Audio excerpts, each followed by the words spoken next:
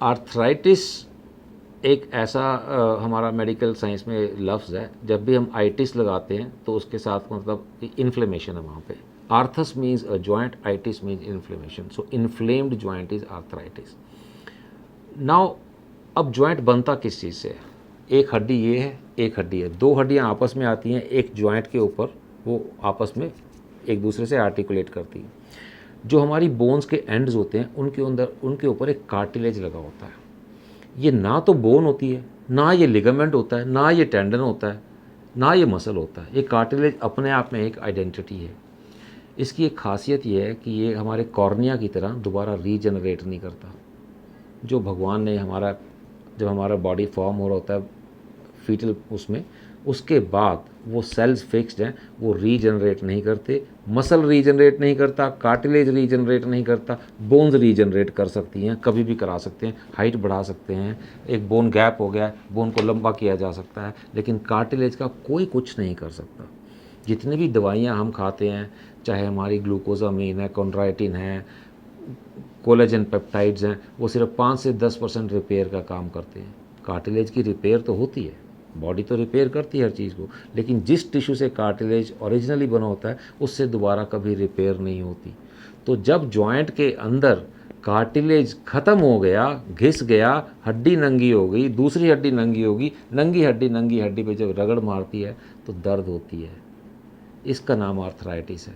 और इसीलिए क्योंकि कार्टिलेज रीजनरेट नहीं करता, इसीलिए हमें उस कार्टिलेज की जगह कोई हमें मेटल की और प्लास्टिक की आर्टिकुलेशन, नया आर्टिकुलेशन देना पड़ता है, जिसका नाम जॉइंट रिप्लेसमेंट है। जैसे नी के दोनों कार्टिलेज ख़त्म हो गए तो हम नी की फीमर थाई बोन के साथ एक कप लगा देंगे, लेग बोन के साथ एक प्लेट लगा देंगे, बीच में प्लास्टिक लगा देंगे, तो वो नी रिप्लेसमेंट हो गई। बेसिकली हम उस कार्टिलेज जो एज की वजह से या डिजीज़ की वजह से, जैसे गठिया है, एक वियर एंड टियर हो गया, हम उसको एक नई आर्टिकुलेशन दे रहे हैं, जिसका नाम जॉइंट रिप्लेसमेंट है। शोल्डर एक ऐसा जॉइंट है जिसमें 6 तरह की आर्थराइटिस होती है। पहली बात तो नॉर्मल वियर एंड टियर की आर्थराइटिस होती है। दूसरी बात है जैसे गठिया टाइप की 50 बीमारियां होती हैं, जैसे रूमेटॉइड आर्थराइटिस है, जैसे एंकलोजिंग स्पॉन्डिलाइटिस है, जैसे अल्सरेटिव कोलाइटिस के अंदर आर्थराइटिस हो जाती है। तो इस तरह की जो बीमारियां हैं जो बॉडी के इंटरनल मेटाबॉलिज्म के ख़राब होने से होती हैं, उनको हम रूमेटॉइड लाइक डिजीज़ बोलते हैं।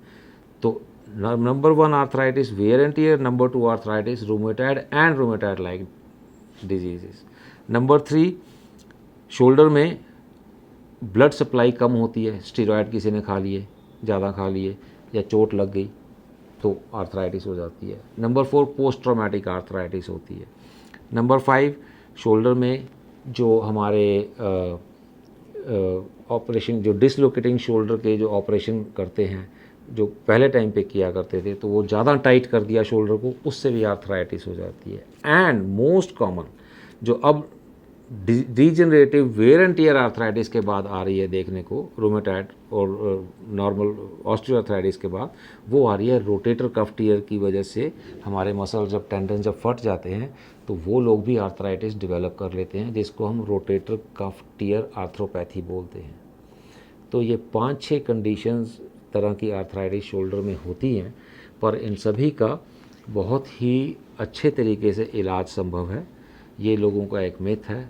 मेरे पास बहुत सारे पेशेंट्स हैं जिनके shoulder replacement, at least more than 100 patients who are enjoying their life for more than 5 years, more than 2 years, in the last 7 years after shoulder replacement। Shoulder replacement कई तरह की होती है। एक होती है नॉर्मल शोल्डर रिप्लेसमेंट, अगर हमारे रोटेटर कफ के जो टेंडन्स और मसल्स हैं अगर वो ठीक हैं तो वो नॉर्मल शोल्डर रिप्लेसमेंट होती है, विच लास्ट फॉर 20 years, 25 years। और रिवीजन भी होती हैं, जैसे घुटने भी दोबारा बदले जाते हैं, शोल्डर भी दोबारा बदले जा सकते हैं। और फिर होती है reverse shoulder replacement, which also last for 10-15 years। अगर हमारे रोटेटर कफ टियर हो जाता है और वो रिपेयरेबल नहीं रहा क्योंकि उसमें फ़ैट घुस गया है, तो फिर हमारी रिवर्स शोल्डर रिप्लेसमेंट काम आती है, बाजू फिर भी उठती है मरीज़ की।